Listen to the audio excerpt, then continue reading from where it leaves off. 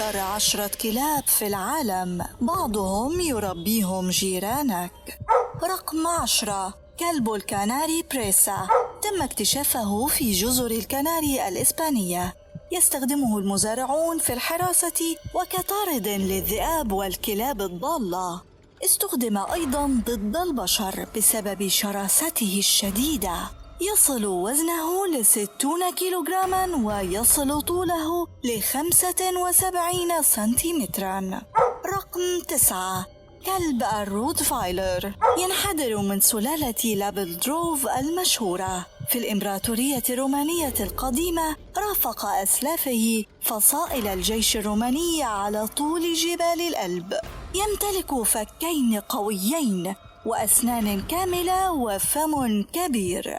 يصل وزنه ل55 كيلوغراما ويصل طوله ل75 سنتيمترا. شارك في الحرب العالمية الثانية في مهمات الحراسة والبحث والإنقاذ. رغم غريزته العدوانية إلا إنه مولع بالأطفال ومطيع للغاية ويجيد السباحة. رقم 8، كلب دالماسي. سمي بهذا الاسم نسبة إلى بلده دالماسيا في دولة النمسا. في الأصل كلب صيد، استخدمه الريفيون في اصطياد الطيور والثعالب والقوارض. يصطاد الفريسة بفكه ويعرف كيف يمسكها دون غرز أسنانه فيها بشكل كبير. يصل وزنه ل32 كيلوغراما ويصل طوله ل66 سنتيمترا. يتميز بقدرته على التعبير عن نفسه وحركته النشطة، كما يتميز بقلة نباحه. معروف بأنه لا يحب التعامل مع الغرباء. رقم 7، كلب الدوبرمان. موطنه الأصلي هو ألمانيا. يتصف باليقظة والإصرار والطاعة والإخلاص لصاحبه فقط. عدواني جدا مع الغرباء. يعتبر من أذكى الكلاب في العالم. رقم 6، كلب تشاو تشاو. موطنه الأصلي هو الصين. رغم شكله الجميل وحجمه الصغير إلا أنه يتميز بالعدوانية الشديدة. يصعب تربيته، وإذا لم يتم الاهتمام به يتحول لوحش كاسر. معروف بسعره الغالي، حيث يصل سعره ل$3000. رقم 5، الكلب البوكسر أو عضاد الثور. ناتج عن تهجين سلالة الماستيف الألماني والبولدوغ الإنجليزي. اشتهر باستعماله في حلبات الثيران لدرجة أنه سمي بعضاد الثور. شديد العناد وقوي جدا، مما يجعل من الصعب تدريبه على إطاعة الأوامر. رقم 4، كلب ملموت ألاسكي.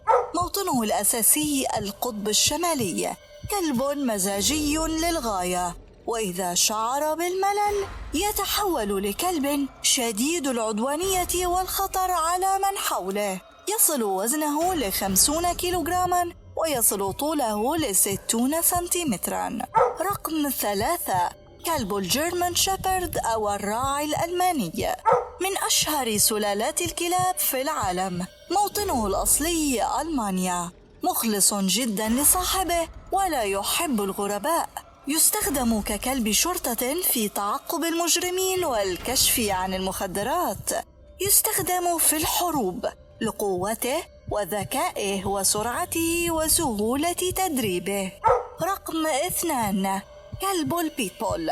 موطنه الأصلي الولايات المتحدة الأمريكية. كلب هجين من عدة فصائل.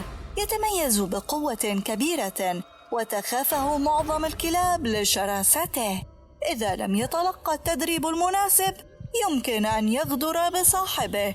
يستخدم في صيد الطرائد الضخمة مثل الخنازير البرية. صنفته المنظمة العالمية لرعاية الكلاب بأنه الكلب الأكثر شراسة على الإطلاق. فرضت شركات الطيران قيوداً على سفره على الطائرات. رقم 1، كلب الهاسكي السيبيري. ينتمي لسلالة السباتس التي تكاثرت في شرق سيبيريا. يتسم بالعند والشراسة.